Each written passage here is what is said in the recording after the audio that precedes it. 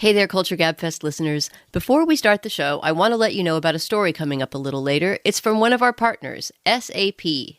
Is your business reaching an exciting turning point? Are you ready to seize the moment for growth?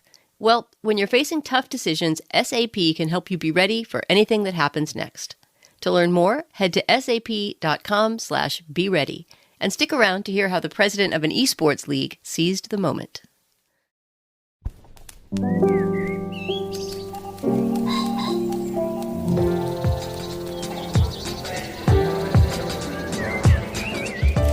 I'm Stephen Metcalf, and this is the Slate Culture Gabfest. Is Rotten Tomatoes Certified Rotten edition? It's Wednesday, September 13th, 2023. On today's show, the alt comedian Chris Fleming has a full-on stand-up special on Peacock. If you're familiar with Fleming's work, you know how unlikely that might be. He disrupts and inhabits the form. We will discuss.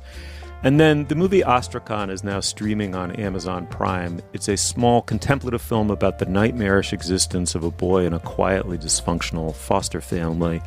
And finally, Rotten Tomatoes. You'd think you couldn't game it, but you'd be really, really wrong. Joining us today is Kat Chow, writer and journalist, and author of the memoir Seeing Ghosts. Kat, thanks for coming on the show. Thanks so much for having me on. Excited to be here. Yeah, what an honor and what a pleasure. I'm so psyched to talk about all three of these with you. And of course, Dana Stevens is the film critic for Slate.com. Hey, Dana, how's it going? Hey, pretty good. How are you? Yeah, I'm hanging in there. I'm good. Shall we make a show? Let's make a show. Let's please do that. Chris Fleming, if you don't know him, I think you need a visual as much as anything, as much as a backstory. He appears to me to be very tall. He's thin and bendy, and a little sort of toneless both in skin and muscle. Kind of a funhouse mirror version of Weird Al with similar hair and a kind of, as he himself portrays it, an uningratiating voice. I mean, he makes a huge deal about how unlikely it is that he's standing on the stage while you're in the audience watching him. His comedy is built out of it.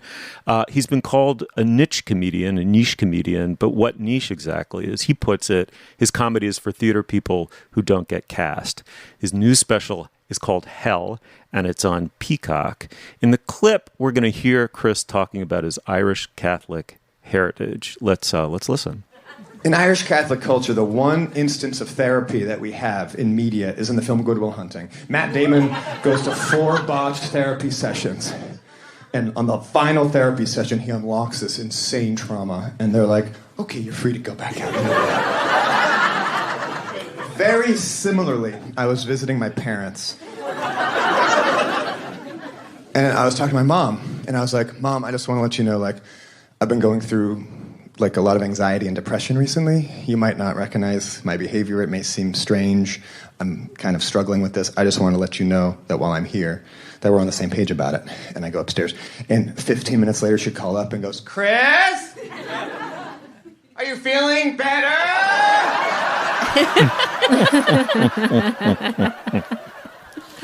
All right, Kat, let's start with you. I can't say I knew much about Chris Fleming before watching this, and this is one of those segments where I think I need people to tell me what I think. I'm still processing it. Did you know his work, and what do you make of this turn in his career? You know, I actually did not know his work before, and I'm so glad that we played this clip because it was going to be something that I would have brought up, just the physicality in that. So one thing that I noticed immediately and was drawn to about Chris's stand-up in particular is the way he can contort his face, and just the bodily nature of his comedy is really great. But I wasn't familiar with, his sort of YouTube riffs or just the way he has become viral on the internet. So this was a completely new format for me. And I found it, for the most part, really engaging. Dana, what about you? Did you know Fleming? And this just seems like a kind of wild curveball. Wonderful, I guess, if you're into it. But what'd you make of this? Yes, I did know Chris Fleming. And in fact, I think I was the person who pushed to do this when I saw that he had a special, a full hour stand-up special on Peacock, which is not the kind of format, if you're familiar with his work, that you would really expect him to appear in. Because, I mean, as you said, he is kind of a viral alt guy, or at least that's how I had known him.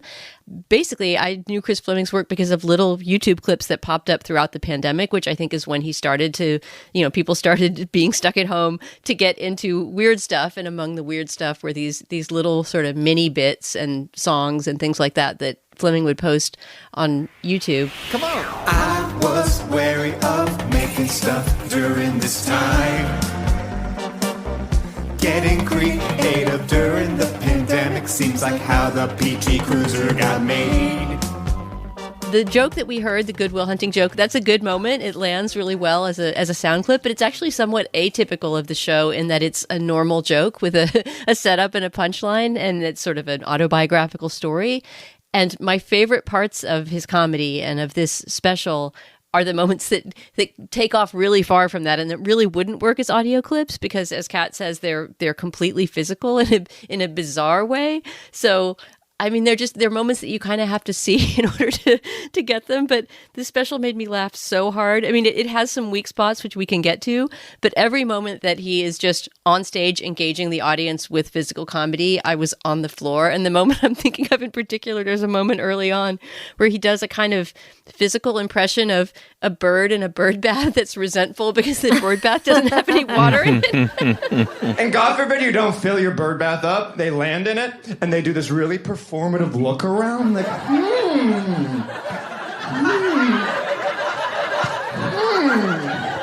was promised moisture of some kind, and he's just kind of tangled up in knots on the floor and staring at the audience in this resentful way. And the great thing about that moment is it's so not relatable. Like, I have no idea what he's talking about. The resentful bird in the bird bath that's passive aggressively, staring at whoever didn't provide water for it. But it's precisely because it's not a relatable moment, but it's just something bizarre that occurred to Chris Fleming that he must now act out with his body on stage. It just has this real spontaneity and freshness. And there's just a super goofiness. I was sort of just so grateful to be watching a comedy special that wasn't, I mean, not to sound, ungrateful that we're in a moment when comedy is trying to do more than just be funny, but it was just so great to be able to laugh at an hour-long comedy special and not have it be about, cancellation or climate change or something horrible and depressing and looming, just to have it be something so goofy and expressive, especially when he sings, which is primarily what I think I had known Fleming for, in his little viral Twitter videos and things like that. It's just these seemingly made up on the spur of the moment songs. And I think you'll probably both agree that one of the comedic high points of this hour-long special is the song about raspberries versus gerbils. Mm-hmm. And you have to watch cost it. The same, right? Exactly. That you can spend $4.99 on a box of Driscoll's raspberries or on a gerbil, and that when he discovered this as a child in search of an alternate pet because his mother was allergic to dogs, he went into this sort of existential quandary about whether to get Driscoll's or a gerbil, and it just becomes this song which I now can't get out of my head. I could just walk down the street singing Driscoll's or a gerbil all day long. Should I get a Driscoll's or a gerbil? Should I get a Driscoll's or a gerbil? I got $4.99 and I'm going to the store. It's funny. I guess one of the reasons I'm still puzzling out my reaction is it feels almost as though, and maybe I'm wrong, that familiarity with his persona and his niche, particular, internet viral niche as an alt comedian, I mean, your sense of him as alt maybe sets up the joke of this guy, of all people, having a somewhat traditional cable TV 1 hour stand-up based comedy special, which he seems to find very funny. But as someone who didn't really know him, he didn't make me feel that it was very funny, because the running gag throughout is sort of, can you believe I'm doing this? And then exploding many of the expectations around it. And the general spirit of that didn't catch me. So it's no coincidence that both the Irish Catholic bit and the bird bath bit, to me, were the funniest in a way and landed best. Long stretches at a time, I couldn't really find myself laughing. And the funny thing also is that okay, so here's a comedian, as you say, Dana, who's not doing, climate extinction or cancellation. But at the same time, I felt like something was missing in some sense, that there's some, like, it's what I both love and hate about stand-up, that there's some elemental darkness to the people who perform it, because it is the ultimate showbiz high wire act. You either kill or die, in the lingo on stage. And so it has a kind of, male or female or other, right? It has a kind of like aggression to it in a weird way, the tension between the comedian and the audience, the tension produced by the comedian digging into someplace dark about their own personality that can only be vindicated by getting up in front of a brick wall with a microphone and doing that high wire act in front of the public. It's like that kind of aggro dark thing that, to me, is stand-up comedy at its best, is missing here because of the goofiness in some sense. And correspondingly, like, the least funny parts of it to me were the sketches. I just thought they were labored, a little bit forced, somewhat. They were both weird and obvious, which is a terrible combination. And Kat, I'm really curious, as someone who wasn't, like me, familiar with his work, I think that there's always an interesting line between someone who's an unlikely looking and seeming performer and someone who maybe doesn't really belong on stage. Yeah. And I don't want to go hard here on this argument or too hard on it, but maybe I want you on my behalf to do it. Okay, yeah. No, this is actually good. I'm really glad that you brought up the high wire act, because as someone who had never seen his skits or his songs before, I actually found them, maybe a little too much in this sense for me. And I was trying to unpack why that was. And I think I landed on, it was the pacing of it all. Mm-hmm. There were some skits that he returned to over and over and over again that were a meta commentary about, as you were saying, how strange it is that he's doing an hour-long special. And so in one of the skits that he keeps bringing back is, there is this network exec who's talking to him named Fat Cat. And I think he must return to this skit 2 or 3 times. And it's about the type of, comedy special he has to do and this new day of the week that he has to peddle and kind of be this brand ambassador for. Tillip is an exciting new day of the week. We've already rolled out Tillip in Texas and Italy. Texas loves it. It was sort of funny for the first minute or so, but I think my problem with this entire special is that he lingered too long on certain jokes, and he lacked that spontaneity that made him so funny. I actually didn't have a problem with the goofiness. I think that the goofiness is what made it really delightful. It was almost the mashup of it all and how staged the skits were. I felt like I was being jerked around way too much to really get into it. Yeah, mm-hmm. Dana, I'm curious if you also felt this as someone who, liked his songs or liked his skits. Oh, yeah, that's the note I would have given. I think I said earlier there were some weak spots. I mean, if I were, a Fat Cat Network exec myself giving notes on this and it were a draft, I would say lose all the sketches. And I think that those were probably put in there because, and I think Chris Fleming has said this in some interviews, that there's kind of a common wisdom that an hour of stand-up is too much if you don't cut away to some kind of pre-recorded sketches. But both that sketch with the Fat Cat and then an even worse one involving these kind of like grotesque puppets were just, I agree, they were not funny at all. And they didn't work, and they should have been lost completely and supplemented with more stage time, in my opinion. I also think that his crowd work was not great. I think that's something that maybe in the room at the time landed better than it would on film. And it's really hard to do that. I'm always really impressed when there's a comedian that can spontaneously interact with a member of the public and make it into a part of the routine. And that doesn't totally fly when he does that either. But that, to me, all goes back toward just my initial point, which is that the moments that are most magical are the moments that are the freest and the most silly, which is just, Chris Fleming on stage exploring his own strange mind world and interpreting it with his body. So yeah, it doesn't feel completely polished. This definitely feels like somebody's first hour-long special that doesn't have the kinks worked out. But it made me want to see more Chris Fleming for sure. Could you see him doing a more traditional hour-long stand-up where he doesn't cut to, sketches or songs? Is that his vibe at all? Yeah, I mean, to me, I guess because I got to know him, first of all, as a viral kind of Twitter phenomenon, he's a comedian of bits. He's not necessarily somebody who's going to he said this himself, I think, talking about the special, that he doesn't really have themes. There's plenty of comedians that will say, this entire show is about my loss of my mother, or, it was inspired by, getting married or something, that they'll sort of have a theme or an autobiographical moment that ties all of their jokes together. He doesn't really try to do that. And I'm not sure he's the most cut out for an hour-long special, but he's so unusual as a comedian that I was willing to overlook the lumps and bumps in this special in order to get those moments of freedom, which almost all, again, have to do with dance steps, with ways of moving across the stage, with things that couldn't really be recaptured in retelling them as jokes or playing the clip. Yeah, Dana, I was thinking about that, and I'm really glad you said that, because one thing that really, really got to me is I don't know if Chris Fleming really finished many of his thoughts, where he would kind of be getting into a joke, ramping up to it in the more stand-up-y bits. So, for example, about his sister and his sister's cat. And he wouldn't really complete it, where he would interrupt himself, throw to something else, maybe start a song or start a different riff or start interacting with the audience, and then maybe return to the original bit that he had begun. And for me, I couldn't follow it, and it just became a little bit confusing. I found parts of it funny, but I think he really should have just leaned into it and tightened that up a lot.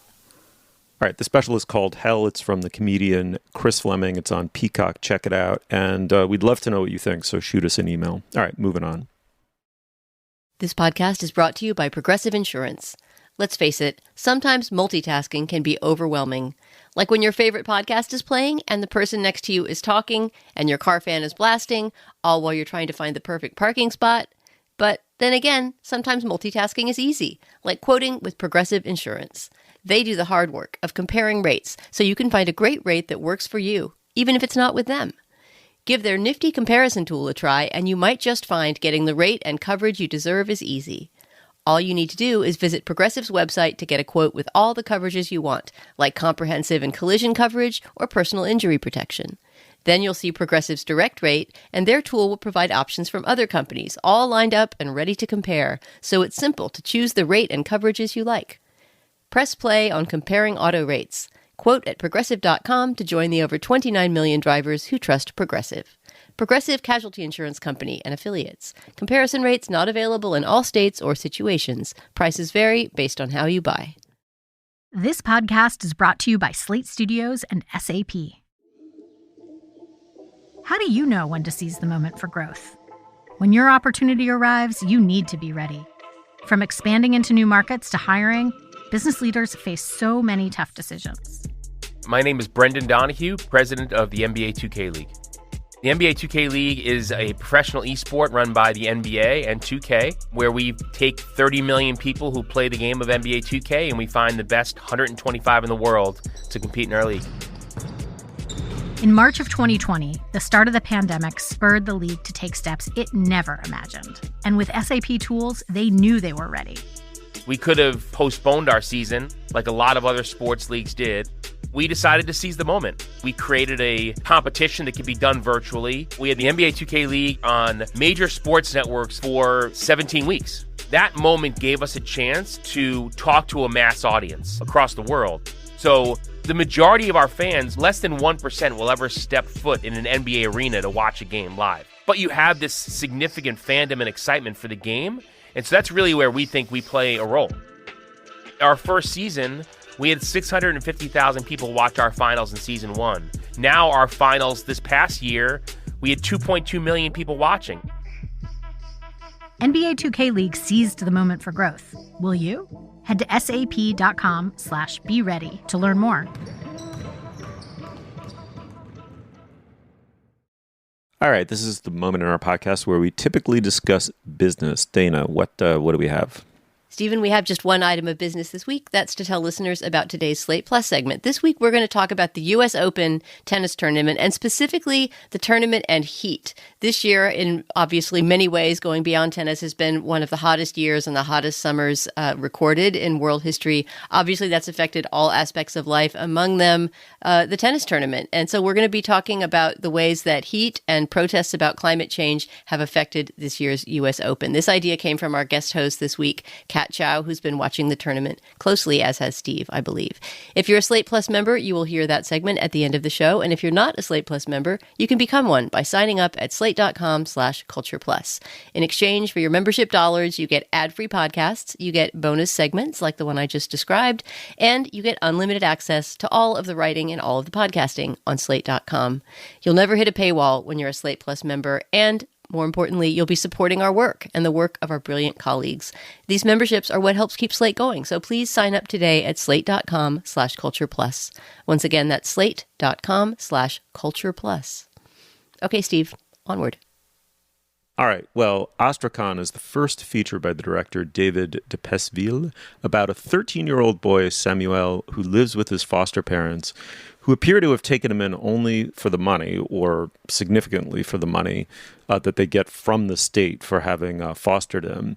They're very religious. They live in a rural part of France, and they certainly believe in corporal punishment, and they experience him mostly as an encumbrance. His foster mother's brother, meanwhile, I guess his foster uncle, is a mostly silent and apparently very troubled young man who we're led to believe is abusing one of his brothers. This is a universe in which nothing is overtly dramatic or loud, but everything goes wrong for this poor kid. The movie's very quiet. It's in French, so we have no clip. So, Dana, I'll turn to you. It's been pointed out that most of the film, the bulk of the film, maybe 90% of it, is obviously influenced by the new wave and neo-realist traditions, especially early Truffaut, maybe Bresson, only to suddenly veer near the end into symbolism. It's almost like thinking about two separate films. So let's start with the bulk of it. It's a serious gesture towards a older style of very humanist filmmaking that the French have kept alive. What did you make of this movie? Yeah, it's hard to talk about the film without talking about that exact twist you mentioned, Steve, where in the last 10 to 15 minutes of the movie, the tone wildly shifts. I mean, wildly is sort of the wrong word because it's actually a very controlled and I think very masterfully done shift, but it's a very different tone suddenly emerges from this, what's been almost a hyper-realist kind of feel to the movie. There's no incidental music throughout the movie until this last 10, 15-minute stretch. There's no kind of editing that suggests any interpretation or, psychological twist on the events. We really just have this fairly neutral, objective view of some pretty horrifying things that are happening to this young boy. Who seems to be about 12 or 13. And it's really impossible to talk about without talking about that shift, but just to stick with the tone of of that first hour and a half or so. Another reference that occurred to me was the Dardenne brothers, the Belgian brothers who have been making movies for, 25, 30 years now that are in this same sort of social realist mode. And that usually have to do with people on the fringes of society, experiencing poverty or other forms of, just rigorous difficulties in their lives and facing up to them more or less stoically, as this boy seems to do. I'm really glad we're talking about this movie. I'm not sure exactly what to make of it. I admire the filmmaking of it tremendously. It doesn't feel like a first feature in the least. I mean, it's very intentionally and specifically made to, I think, evoke exactly the feelings that it does. But because it's so opaque, because it so rarely comes out and sort of states what its thesis is or what it wants us to make of these characters, and then hits us with this ending that's, incredibly lyrical, and suddenly there's this booming, gorgeous operatic music and this, kind of swirling lyrical imagery. And we're seeing things that we saw earlier in the film, but sort of reinterpreted in a symbolic way.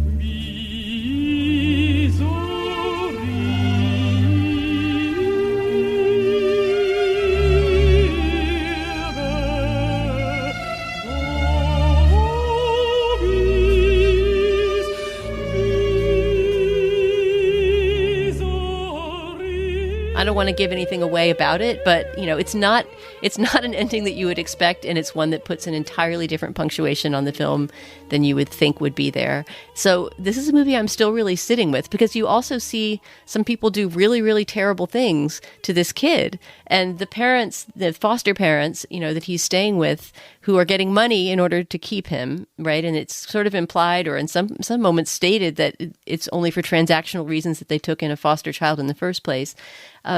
They're pretty terrible to him in many ways, and yet I think the film extends some sympathy toward them, especially the foster mother, and I'm just not sure in the end to what extent we're supposed to feel like, wow, these awful people are putting this adolescent boy in danger and not offering him any love or affection, or to what extent we're supposed to feel, well, they're all flawed human beings who are trying as best they can. And, I know that the movie doesn't have to decide that for us, and it's ultimately up to the viewer. But, in that way, this movie is very European. Not that every single European movie leaves you in some state of opacity as to what the characters intend, but there wouldn't be an American film about a foster kid being mistreated by his parents that left you in such a state of ambiguity as to how to feel about the whole thing.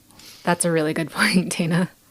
Kat, it's your fate to come on our show during a week of ambivalence, ambiguity, and agnosticism. So you again, this is quintessentially a movie that you're not supposed to know in any overly clarified way how to feel about this movie in some sense. But nonetheless, I have to ask you, how'd you feel?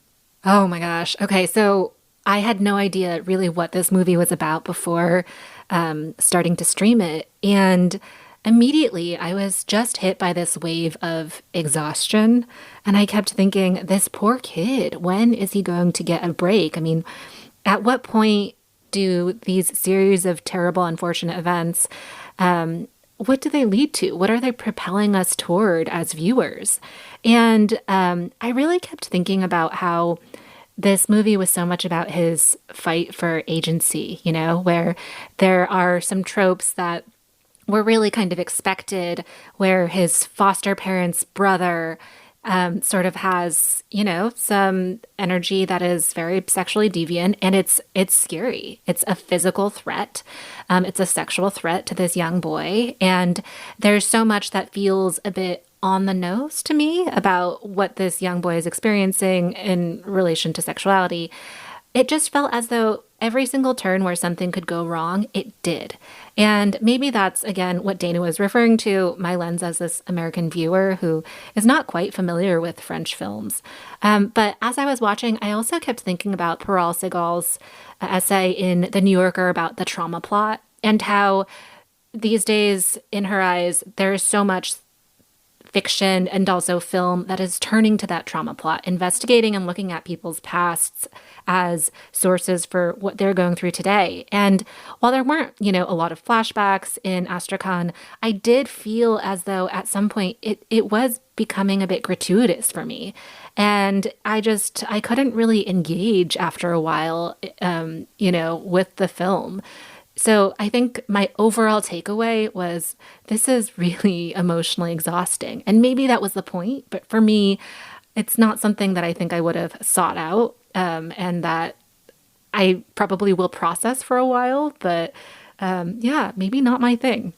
Yeah, I fall very much in that camp too. It's a very non-cathartic style that it's filmed in, this sort of dead-eye camera, intrusive, fly on the wall, slightly emotionally dead camera work. I mean, it's non-moralistic and voyeuristic, peering into how suffering unfolds, often in the smallest and most subtly but awfully accretive ways, so that by the end you've had this portrait of misery at a moment of vulnerability in every adolescent's life, but it's one in this situation, fostered, abuse adjacent, if not abused himself, which he might be, beaten by, I would say by today's standards, very badly beaten by these parents. The thing I most admired about it, without liking the movie especially, is it's non-redemptive and non-therapeutic in some sense.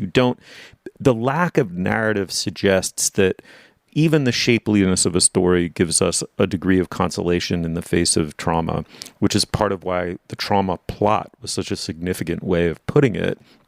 You know, Kat, as you indicate in that specific essay, that landed, I think, because, and there is something about therapies, you know, encouraging you and teaching you in some sense to narrate or narrativize, to use a more pretentious word, the suffering embedded in your own deep past.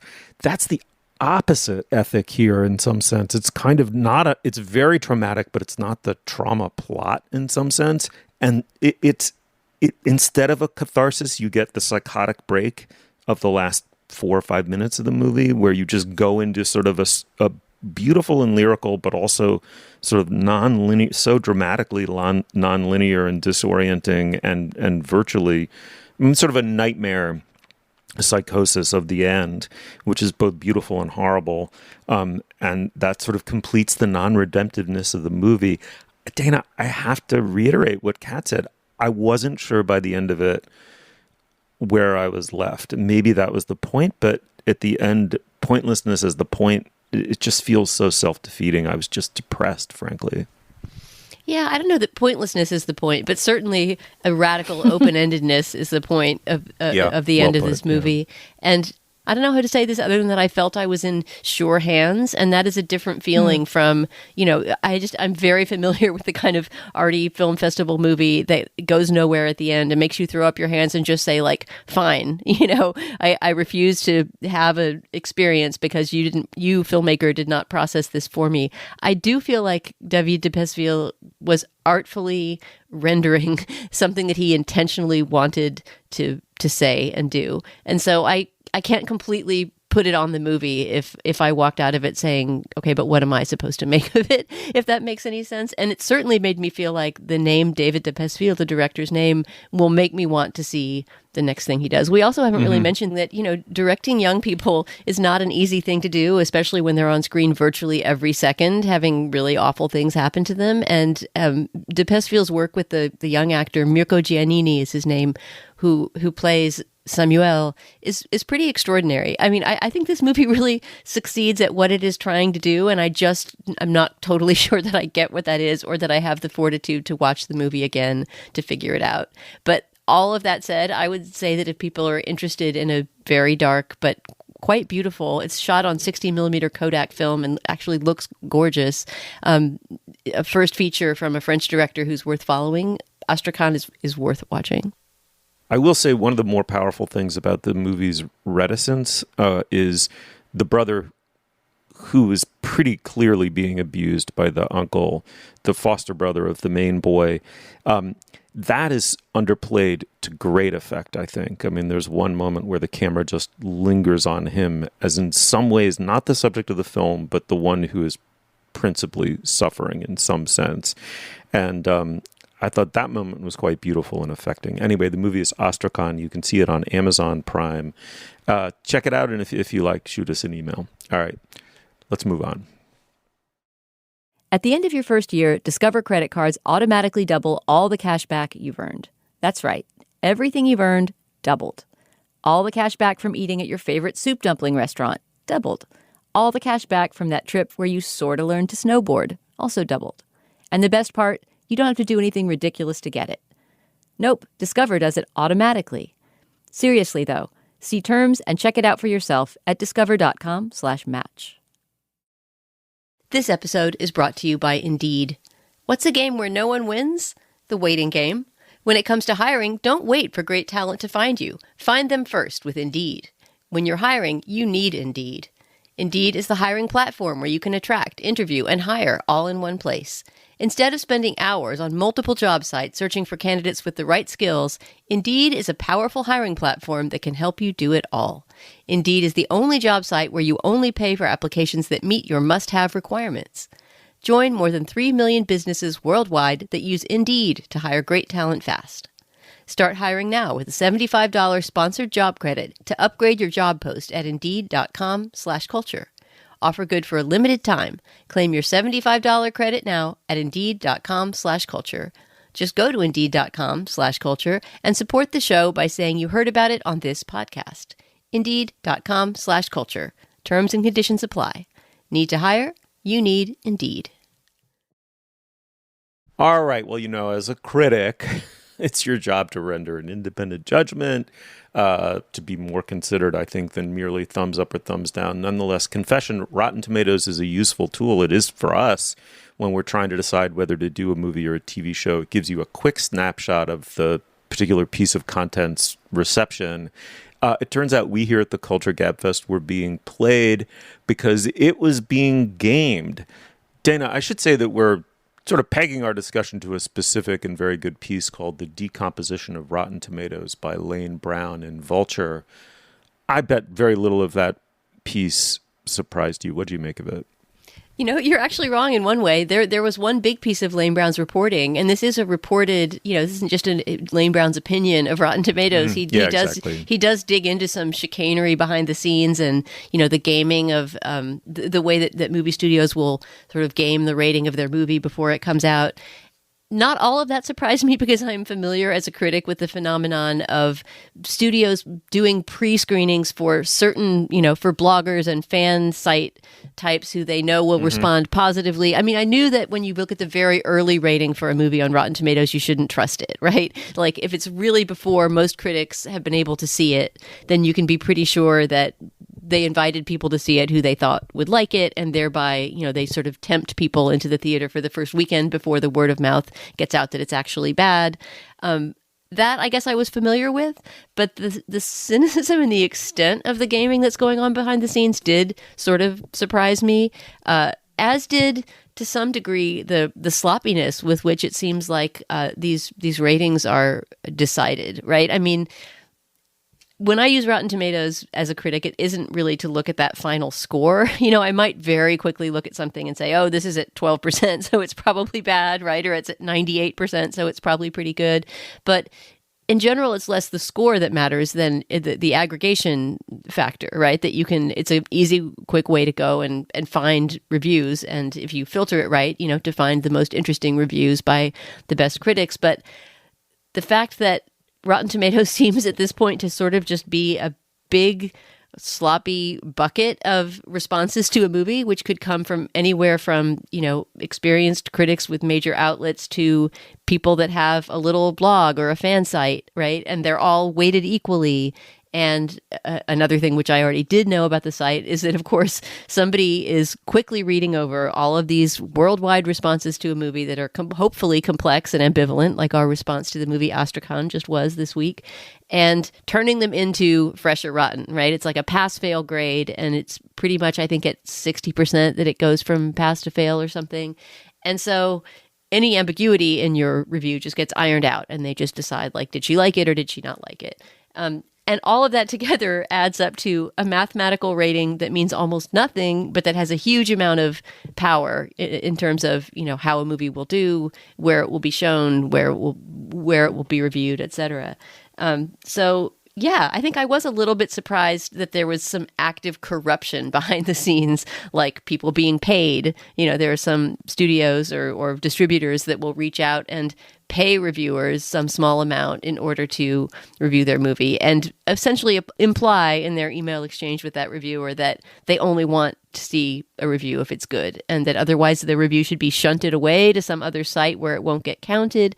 You have to read Lane Brown's reporting to kind of get all the details. I'm not really explaining it well, but it did make Rotten Tomatoes seem more sort of ethically dubious than I had thought. I think before I had just sort of thought, well, it's sloppy and it's not particularly meaningful, but I hadn't thought of it before as this vector of evil doing by filmmaking companies, and that makes me feel kind of gross about being one of the quote top critics on the site.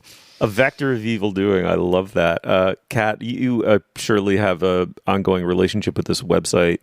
How do you use Rotten Tomatoes, and how much of this reporting was a surprise to you? Yeah, so I use Rotten Tomatoes in the sense of it is an aggregation tool for me where I'll go and I'll use it to just see what critics who are reputable, whatever reputable means, are saying. And reading this reporting, I kept thinking, oh my gosh, is Rotten Tomatoes moving in the direction of Goodreads, right? Where you can just become inundated with these campaigns to really move a book or a film's publicity, where Goodreads is notorious for, when an author is coming out with a book that is considered controversial, people almost bombing the site with negative reviews. And you see this with things like Yelp too, and even Google reviews.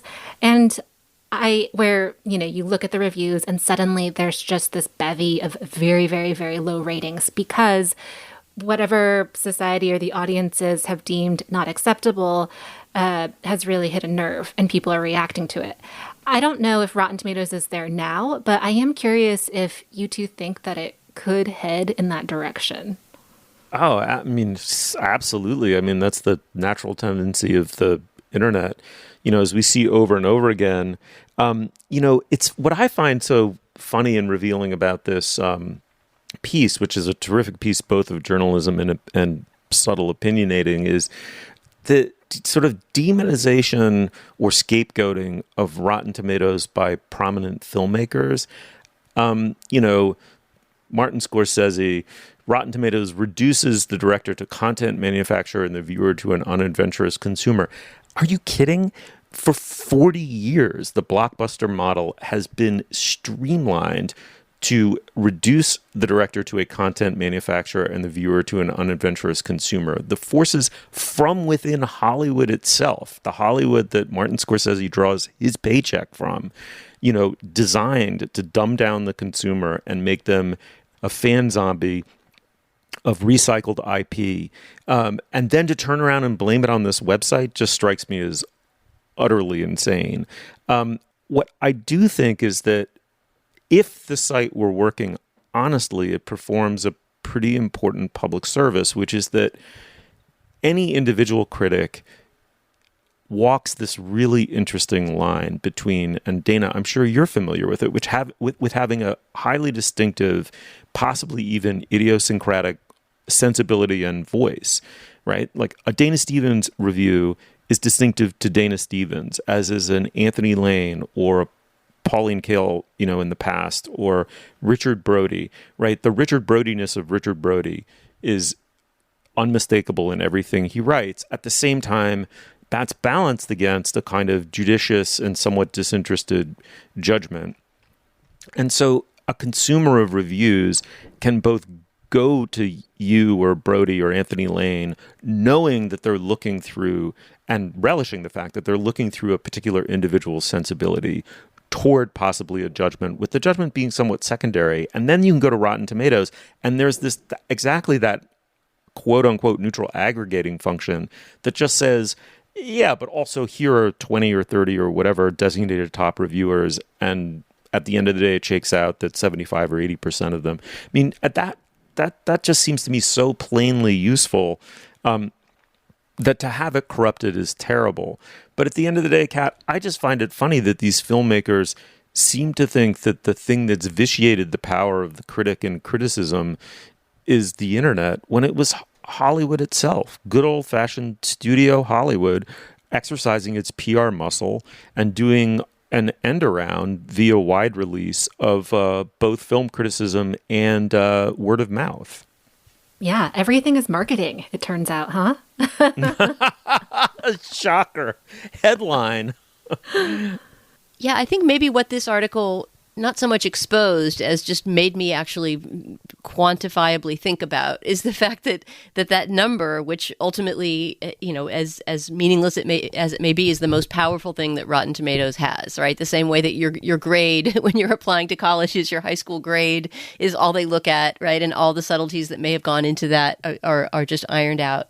But the fact that every opinion is equally weighted, right? Especially now that Rotten Tomatoes is trying to expand their net even wider. I mean, they've been criticized in the past for a lack of diversity in the critics that they designate top critics. So they essentially just invited a bunch more people in, which I don't think hugely changed the racial or gender makeup of their overall population, but it made the numbers bigger, right? And so that number that you see, the 75% or whatever that some movie earned, is just a wild amalgam of opinions of critics who, to put it as unsnobbishly as I can, have a kind of professional orientation, right? That they have spent their careers honing their critical sensibilities with some sort of large publication and building a readership. And, people that just have a tiny website there's some incredibly poor writing, just, rounded right up there on the main page of every movie that you look at. And so exactly what Rotten Tomatoes is doing to differentiate, quote, top critics from, the Goodreads style, just simple audience reactions. And then, people in this space that's sort of like, I have an opinion and I posted it on the internet on a site that's called, filmbombsmash.net or whatever. Like they're all just getting thrown into the same bucket. And I'm sorry if that sounds like, I want top critics to mean something more. We should, I guess, maybe just get rid of the whole notion of giving an average number in the first place. But it ends up making me feel a little bit like, wow, I guess I've spent 17 years honing my craft for absolutely nothing because my opinion counts exactly the same as Film Bomb Smash Guy. I mean, the same way, Steve, that you say, the film industry has bigger problems. Martin Scorsese and Paul Schrader, who are complaining about Rotten Tomatoes, could widen their sight and look at a more useful target. I think by the same token, film criticism has much bigger problems than Rotten Tomatoes, right? I mean, it really is a profession that's struggling to hold on to, whatever few dozen people there are left in the country that make their living off writing film criticism. There are many bigger problems at play than Rotten Tomatoes, but it was sort of startling to read this article and realize that the way that film criticism filters down to your average movie consumer, which is Rotten Tomatoes and sites like it, is just such a corrupt and such a useless metric as it is. Yeah, no, here. And I mean, it's no consolation to realize that the person behind filmsmashbomb.com is about to be replaced by a chat GPT or AI of some kind or another. Okay, well, a dire declinist note to end the segment. The piece is called The Decomposition of Rotten Tomatoes. It's by Lane Brown. It's very good. It's on Vulture. Check it out. All right, let's move on. Apple Card is the perfect credit card for every purchase. It has cashback rewards, unlike others. You earn unlimited daily cashback on every purchase, receive it daily, and can grow it at 4.15% annual percentage yield when you open a high-yield savings account. Apply for Apple Card in the Wallet app on iPhone and start earning and growing your daily cash with savings today. Apple Card subject to credit approval. Savings is available to Apple Card owners subject to eligibility requirements. Savings accounts provided by Goldman Sachs Bank USA. Member FDIC. Terms apply. All right. Well, now is the moment in our podcast when we endorse. Kat, what do you have? Oh my gosh. So there's this novel coming out at the end of September called Land of Milk and Honey by the writer C-Pan Zhang, and it is just brilliant. So it is kind of like an apocalyptic novel where there's this chef she's a private chef, and it's set in the near future, and she's looking for work, and she discovers that there's this billionaire who is, seeking a private chef on his mountain enclave. And so she goes there and she starts cooking for the super rich. And this is in a time and a place where food resources, agriculture, they're really dwindling. And so the novel's a really fascinating meditation on what it means to kind of move forward in this world where there is nothing, and what excess means, and what happens when you become complicit in that type of excess. And the writing is just completely exquisite. Pam, she is also the author of the novel How Much of These Hills is Gold, which was a finalist for the Booker Prize, and just really solidified Pam in the literary landscape as this writer to watch. But the writing and the tone of Land of Milk and Honey is very different from Pam's first novel in a way that really makes Pam this writer to watch, where this is someone who is capable of so much in terms of language, in terms of plot movement. So Land of Milk and Honey, exquisite novel, just beautiful, and says so much about a lot of the things that we're grappling with right now. That sounds amazing. Dana, what do you have? Wow, I actually have a contemporary novel too. So this is a lot of work for listeners. I guess you're going to have to choose which of the two to read first. And I don't usually recommend whole books, but I just happen to have read just one of the best novels I've read in years. It's the first novel of a young novelist named James Frankie Thomas. Today is the actual official pub date, September 12th, the day that we're recording.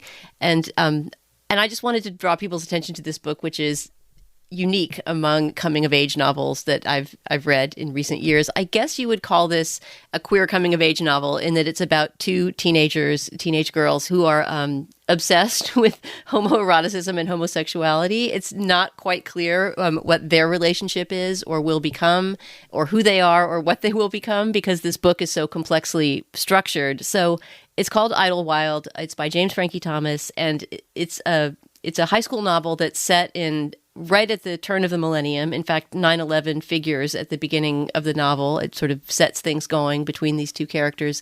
And without giving too much away, it's got alternating points of view between the adult versions of these two teenage friends and their teenage selves, who are so close that they narrate as a we. So the three narrators that we're reading are, in the past, this first-person plural narrator that's sort of the unit of these two really close, arguably too close friends. And then 15 years later, their adult selves, no longer friends for reasons that we take the entire book to figure out, looking back on this very intense period of their high school experience. So it's being sort of promoted as a queer and trans twist on the prep school novel.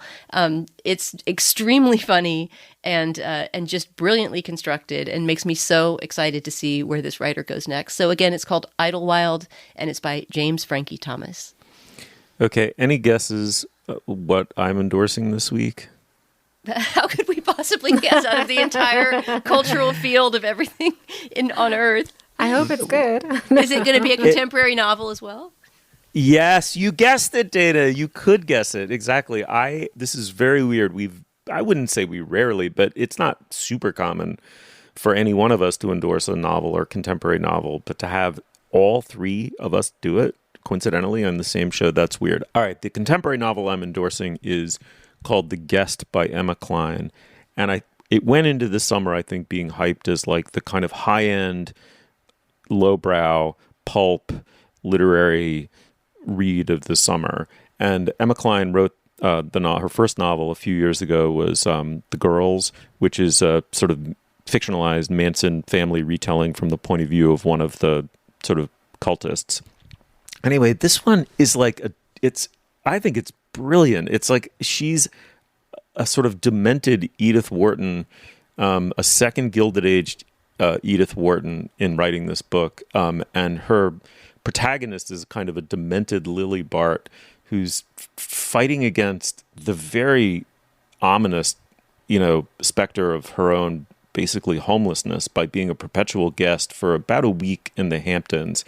The setup of the whole novel is that she's effectively a very high-end, I don't even know what to call her. I suppose sex worker, but kind of almost like, because we're in this second Gilded Age, almost like an old-fashioned courtesan in some sense. And she's disguised herself as an actual real girlfriend, or presented herself as a real girlfriend to this Gagosian-like art dealer. And then she blows it, basically, and gets... he dumps her, basically. And it's her story sort of moving her way as a sort of outsider trying to make her way back into the culture of the Hamptons. And it has this... It's a really freaking dark book. It's like in the end, it's this beautifully, carefully observed ethnography of this world of the super rich as we now find them, without being... It's not... I didn't find it cartoonish in the least. It has to be based, I think, on Kline's own experiences moving through that world as she's Californian, and as someone for whom who had clearly entree into it, who has a very careful eye, and but for whom it's somehow utterly foreign, as someone like an anthropologist would sort of study or understand it. Anyway, the novel, I think it's very simply written, but with a scalpel, right? Precise, very cutting. And I actually think it's, in its own quiet way, an extraordinary satire. It's called The Guest by Emma Cline. Cline is spelled Cline.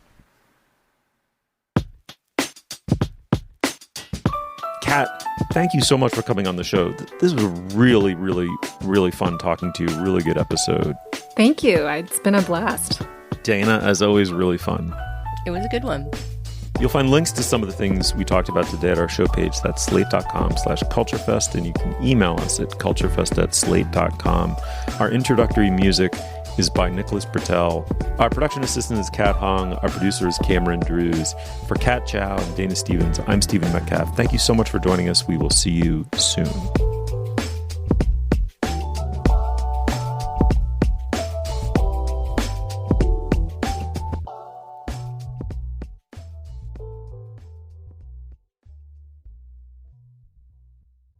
Hey everybody, it's Tim Heidecker. You know me, Tim and Eric, Bridesmaids, and Fantastic Four.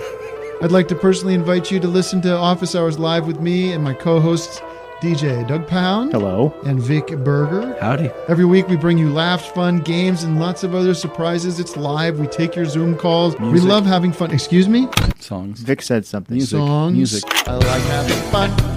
I like to laugh. I like to meet people who can make me laugh. Please subscribe now.